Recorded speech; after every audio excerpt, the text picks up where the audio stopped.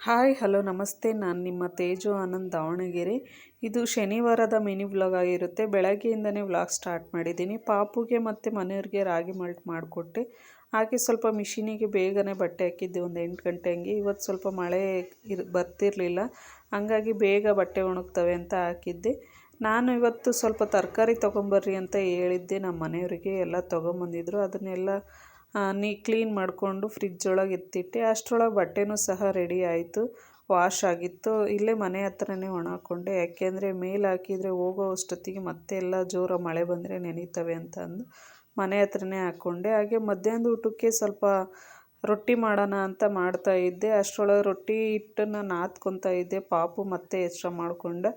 ಅವನ್ನ ಬಂದು ಮತ್ತೆ ಮಲಗಿಸಿ, ಪಾಪುಗೆ ಇವಾಗ ರಾಗಿ ಮಾಲ್ಟ್ ಕಡಿಮೆನೇ ಕೊಡ್ತಿದ್ದೀನಿ, ಯಾಕೆಂದರೆ ಇವಾಗ ಸ್ವಲ್ಪ ವೆದರು ತಂಪಿದೆ, ರಾಗಿನೂ ತಂಪು ಅಂತ ಕಡಿಮೆ ಕೊಡ್ತಾಯಿದ್ದೀನಿ. Bye friends.